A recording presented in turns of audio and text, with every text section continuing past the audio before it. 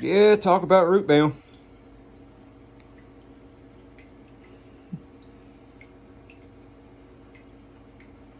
Okay, what are we doing here? Well, we are going to plant this is peppermint. Looks kind of sickly. Got it for free. Saves me money, saves him money, because he doesn't have to nurse it back to health. And I got a free plant. Buddy, out of here. No. Sorry, that was my dog. And I got spearmint. We're going to put these out for the bees. We're also going to make essential oils for them, for the bees. But I'll show you my little potting mix here. Okay, I had mentioned in an earlier video that I was going to show you how to use the proper way to use wood ash. That's this right here. Okay, this is my mix. This is just basically a mix of worm castings and whatever dirt was left in this pot, and seed starting mix. Okay, these 2 buckets I have of worm castings out of that green worm farm there. I started a new one here. That's European night crawlers. This is red wigglers. And I have some of the drainage mixed with urea in here. So, all right, let's get to going. Okay, so I got this pot mostly full. I did measure it. I still got a little ways to go before I'm actually full. This is where I'm going to put my wood ash. Okay, right here, buddy. Okay, and I'm not going to use very much. Okay, about that much roughly.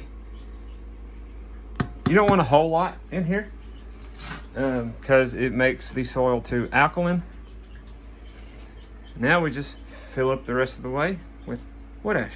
Meant to say your potting soil mix. The reason why you want to put wood ash down below the soil is because phosphorus and potassium, unless you have really sandy soils, they don't really move, okay?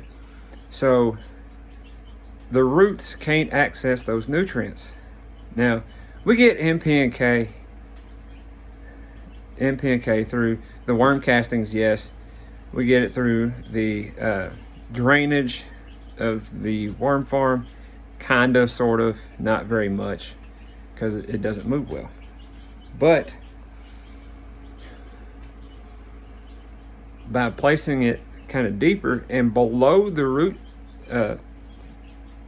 level of your pots, your potted plants,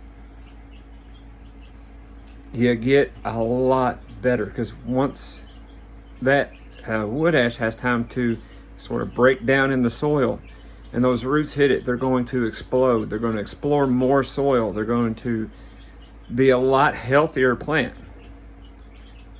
So, all right, let's get it done. Now, why are we using the drainage? Sorry. Why are we using the drainage from the worm bin? You could also use compost tea if you have compost tea. I do not have unchlorinated water. You could just let it set out overnight, but I don't have the time to do that. I need to do this now. So, but why are we using it? Compost tea and urea. Basically, you have taken the worm castings, the NPK, the worm castings, and you subtracted from it by adding your potting mix, seed starter, is what we've done. Okay, so we need to add that nutrients back, and also the worm castings still had some worms in there, so we need to get the available nitrogen up so the bacteria can start breaking down the cocoa coir peat moss that is in there and provide nutrient-rich worm castings. So get those plants watered in. Now, that plant's ready to go for about another week, roughly. I'm gonna let that drain, then we'll do the same to the other side. I will see you in another video.